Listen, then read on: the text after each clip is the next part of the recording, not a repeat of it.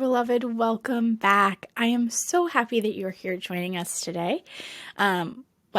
Joining me, Laura Jean, here today. Today I want to talk about virtue, and I'm wanting to borrow something from a popular brand you may all know about, Nike, and their slogan. I really don't think they'll mind if we borrow it for an episode. So I want this episode to be an encouragement when we talk about virtue, an encouragement to just do it, right? Just do it. Just be that virtuous person. Don't wait for the circumstances to be right or, the other people around you to be open to you changing if, you haven't been living that way or whatever. Just do it, right? Virtue is worth it. It is bigger than any of us. It's bigger than other people and their judgments. Just do it, right? I want to bring to your attention some saints who, in my opinion, just did it. I mean, I guess we could say that about every saint. Yeah, we could say that about every saint. But I love saints and I love learning about them, and their stories help me so much to just dive into my own why. And their examples help me to understand that it doesn't matter what other people think. It doesn't matter what's going on in our world. It only matters that we love the Lord and that we do what we're called to do, right? That's the only thing that matters. And Christ's love is bigger than any of us can imagine, bigger than any of us can hope for, bigger than any of us can understand or fathom. And he loves us so much that he lets us do whatever we want, essentially. But there are things that he has called us to do specifically. And it is time to do those things. It is time, right? I know a lot of us struggle with feeling stuck in living lives of mediocrity, right? And I love that quote by JP2, and you guys know I love that quote by JP2, that says, "It is Jesus that you seek when you dream of happiness." And it goes on, and in that it says that it is Jesus who is the desire in you to not live a life of mediocrity, to be bigger, to be better, to put that aside and say, there is more for me. That is Jesus, and that is knowing him is our catalyst for that, of not being okay with living according to the world standards, or not being okay living less than par or less than we know we're made for, right? We've had enough. And so what is the answer to that, right? A lot of us has come to this conclusion, at least that's what I'm feeling, that's what I'm getting. I've come to that conclusion, right? But the answer, or the question then becomes, what do we do about it, right? Okay, yeah, I don't want to live less than anymore. I want to live to the biggest and the best of my ability, but what does that mean? What does that look like? What is my next step? All of these things. And the answer from that slogan that we took from Nike is just do it, especially in relation to virtue, right? Just do it in general, of just do the darn thing, stop living a mediocre life, just live bigger and just live according to God's call for you. Just live in that love, right? That God has for us. But on the practical side of how to just do it, the answer is virtue, right? And there are so many virtues that we can take and glean from and practice, and all of those things, which is exactly what we need to do. And so there's no shortage of points to start from. There's no shortage, right? Maybe it's patience for you. Maybe it's humility. Maybe it's, charity. All of these things, all of these virtues are important. And the thing about virtue is that they're all integrated in some way. So you could practice patience, but patience is going to help you practice humility. which is going to help you practice charity, which is going to in turn help you practice patience. It's just they're all connected, right? Which is the cool thing about the spiritual life and about virtue, is that when we do one good thing, usually it means that we can do other good things pretty closely connected to each other. Anyway, I said that I would share about some saints who, in my opinion, just did it. And so I'm going to. When I think of saints who just did it, one that comes to mind is not a saint that I usually think about, but he stands out to me because of how young he was, is Saint Dominic Savio. So not Saint Dominic the preacher, right? Saint Dominic Savio. He was a child.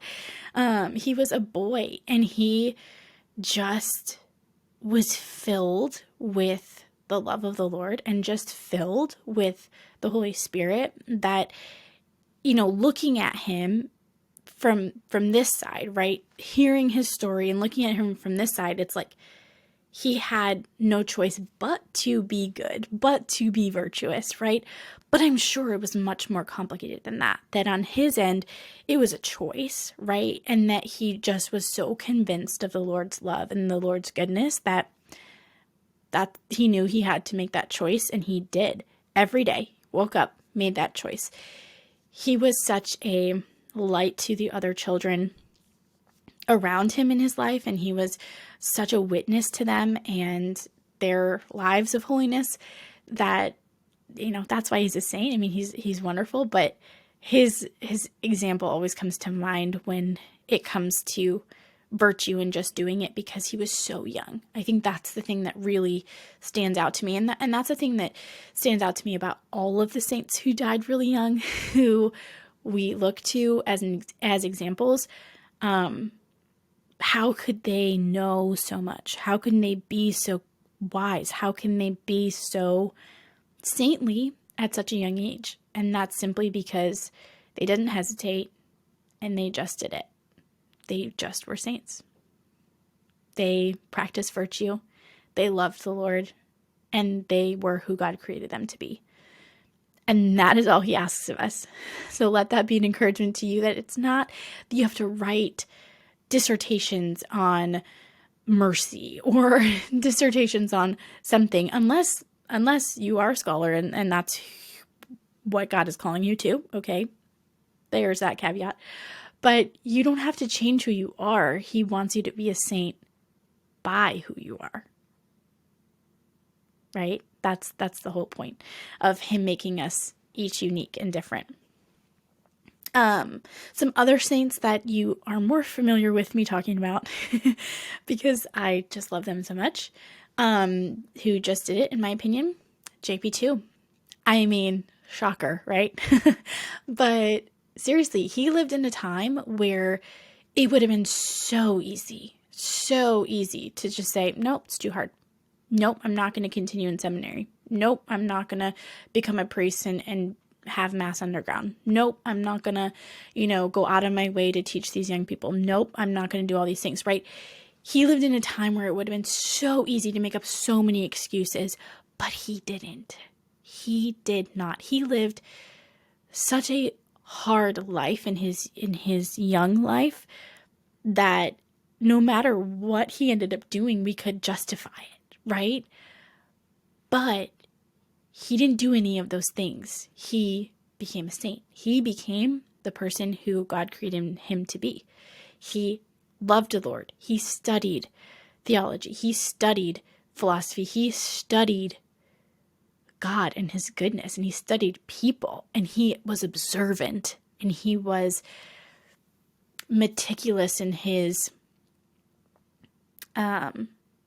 thought, and he wrote a lot, and he was personable, and he was a good teacher, and all of these things, and all of these areas that, again, like I said already many times, that he could have just not done, and he chose to do it anyway, but he chose virtue in all of these, right? And so that, it's just incredible. And the testament to all of that is how much he gave the church and gave us and left us with so many good things to think about and ponder. And in addition to his example, that's a testament to the way he lived his life, right? You're not going to write thousands and thousands of pages on teachings of Christ and humanity if you don't have the discipline to do that,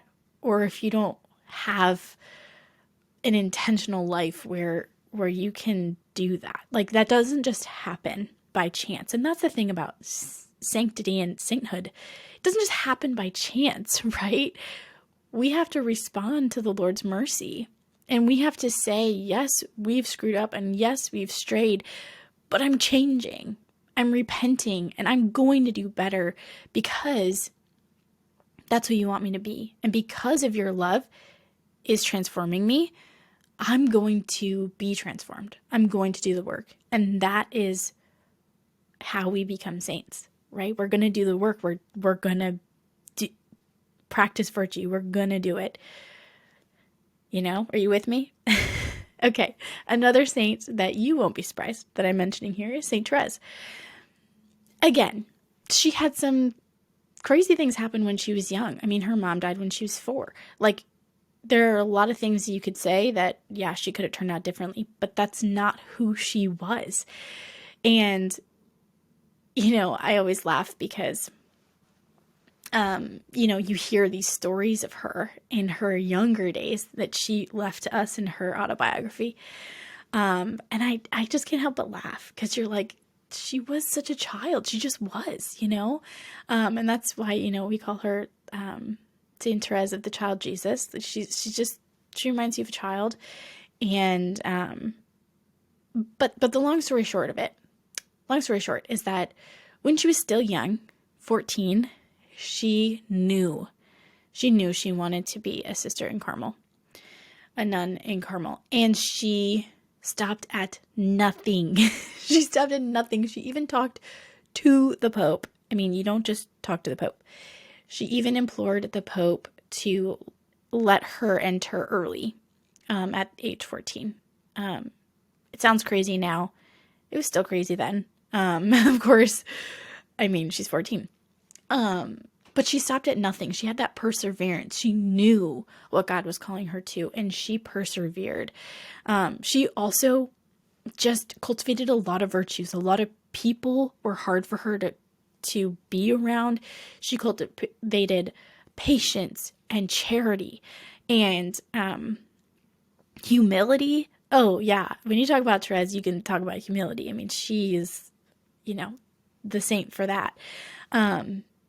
But all of those go to show of how thoughtful she was in her journey and how thoughtful she was in practicing virtue in her journey. And you can see a really clear, how clearly her practicing of virtue impacted her and her life and her journey to sanctity, right?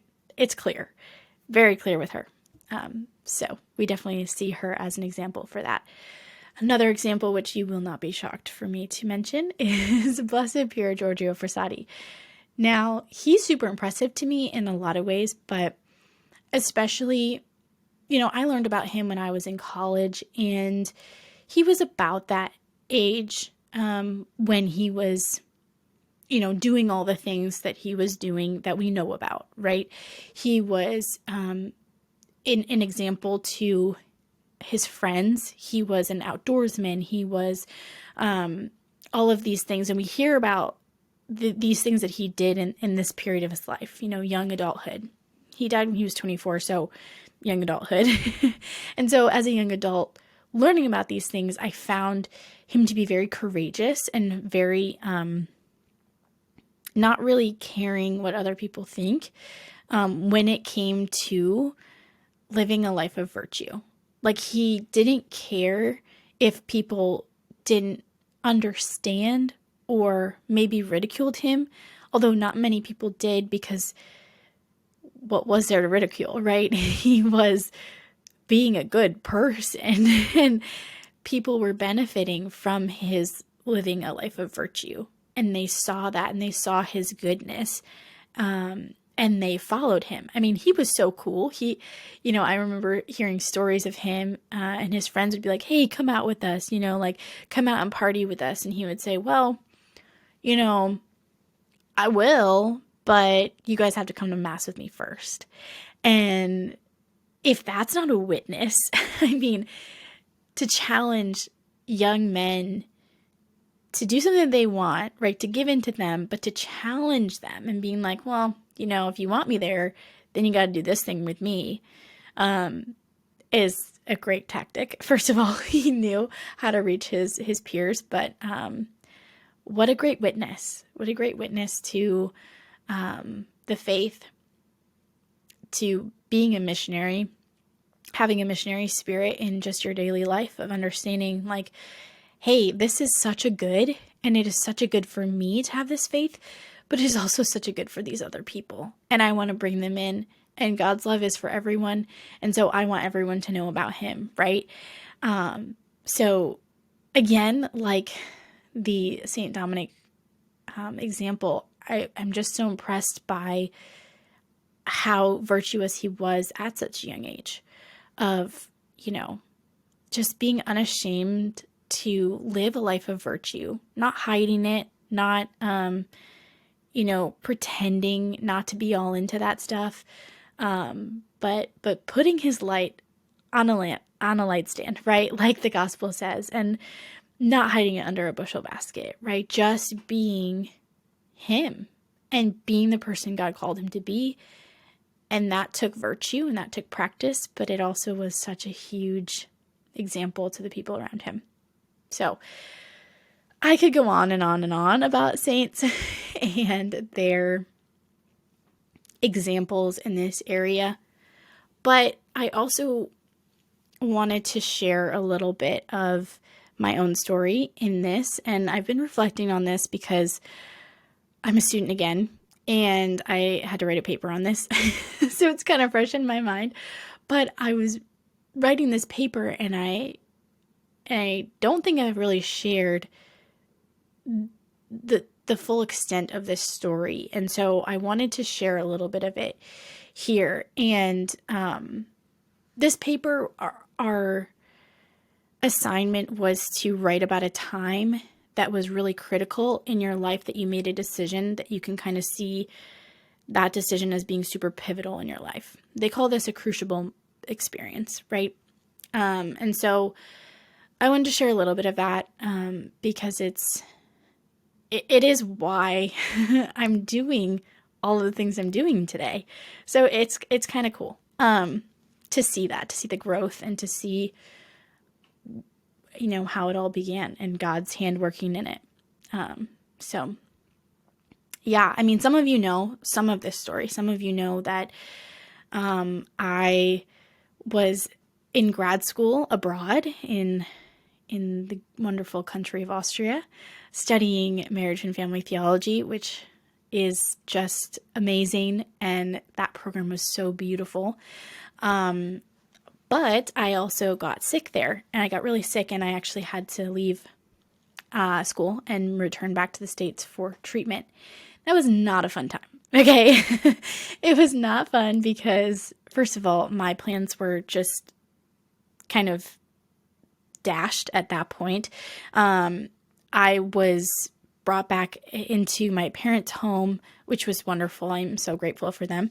But it left me with like no hope for the future that I had imagined, right? That was just kind of taken, that vision was kind of taken from me and replaced with nothing for a moment, right? When I was really sick and I didn't even have hope to think of the future.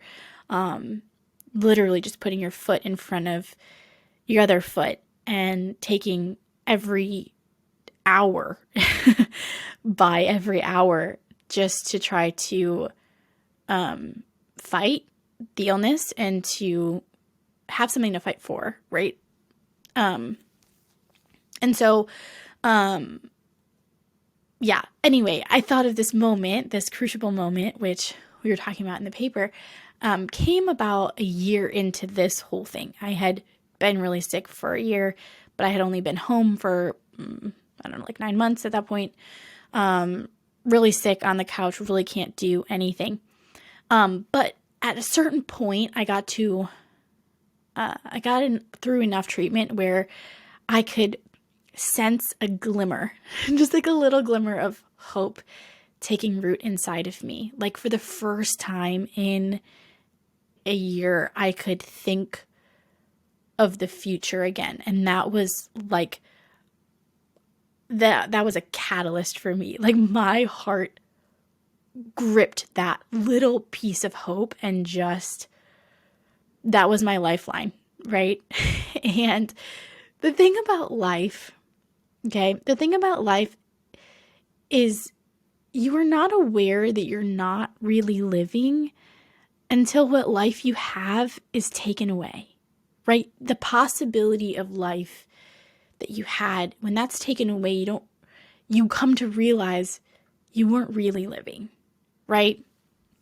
I've never been one to waste time, right? I'm a go-getter. I'm a self-starter.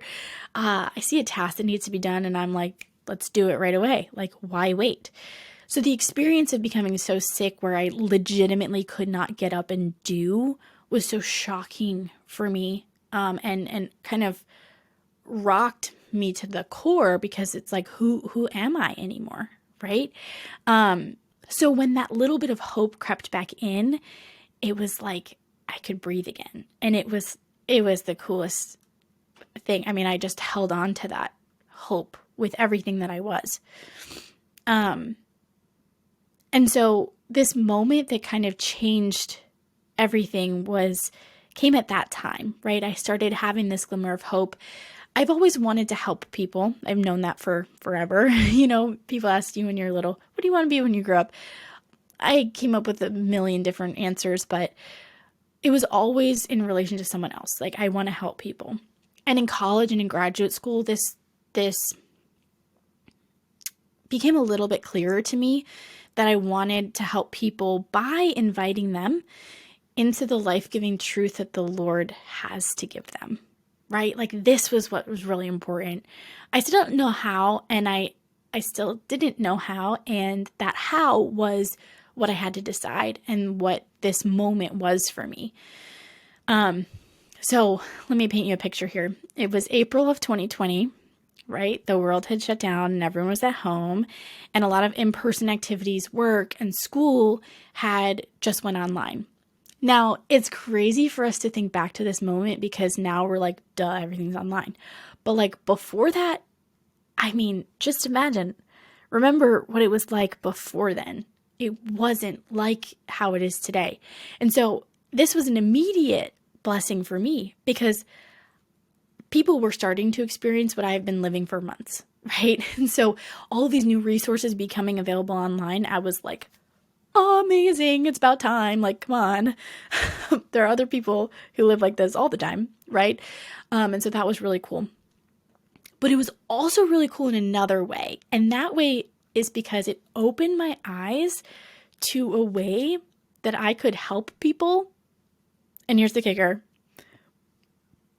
Without leaving my home, without leaving my doctors, and while still doing my treatment. Okay. And I know you may be thinking like, come on, that's been around forever. But seriously, this was revolutionary for me because I realized that I could help. I could have a life without being who I was before I got sick, which was a revolutionary thought. Because, when you get sick, you're like, I just want to get better. I just want to be like how I was before. But this type of illness, that's not ever the answer. You don't have a before, a during, and then you're back to before. It's like a before, during, maybe an after, but like it's a constant thing, right? So it was revolutionary for me to understand that I could help where I was at. And that was like balm to my soul because I knew I wasn't just, I didn't just have to give up on this dream of helping people. So this realization lit a fire under me and I started to research different people who did the type of thing that I was like super excited to do and who I admired in that space already.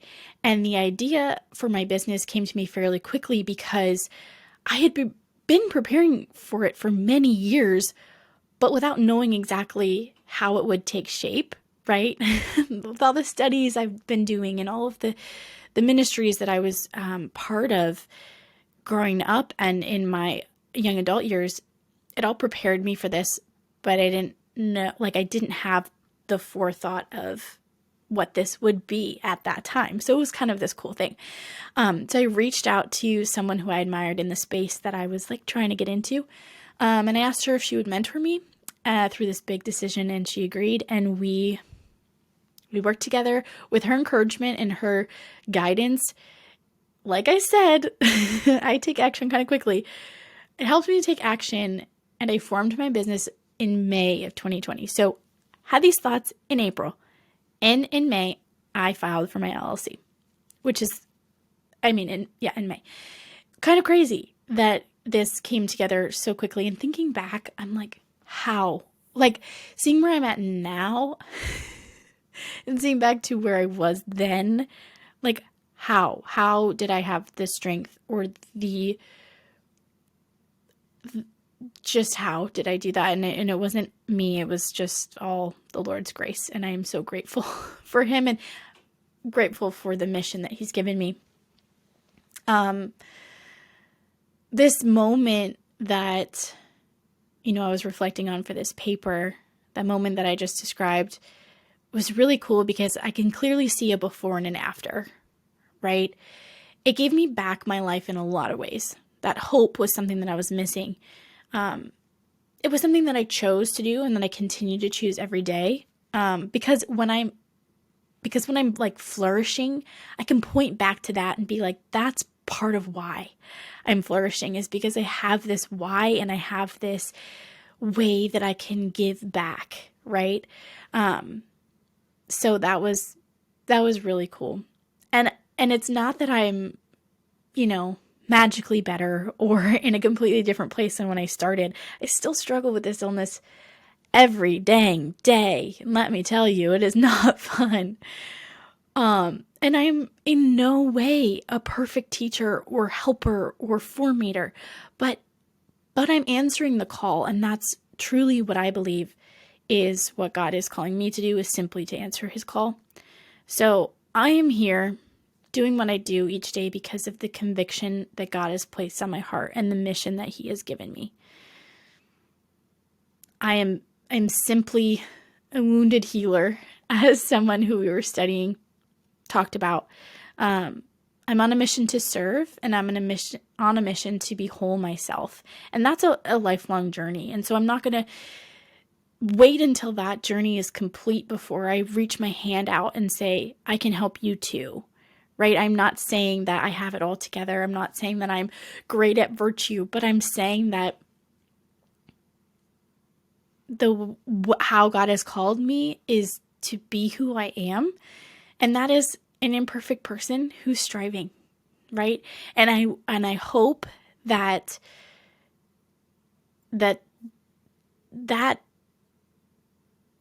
helps you where you're at, to encourage you to be like, I don't have it all figured out either, but what better time is it to embrace virtue and to just go for it, to just do it, to be quiet so that you can hear where the Lord is calling you, and to just do it, to give him your heart with reckless abandon, because honestly, let me tell you, it is the best decision you can ever make with your life. And don't think that you're too far gone or it's too late to do that. It's never too late. He calls you every day. He's always waiting for you. He always has a plan. He's the best. He's a good father. So many things I could say, but truly, just do it. When it comes to virtue, just do it. When it comes to your call, just do it.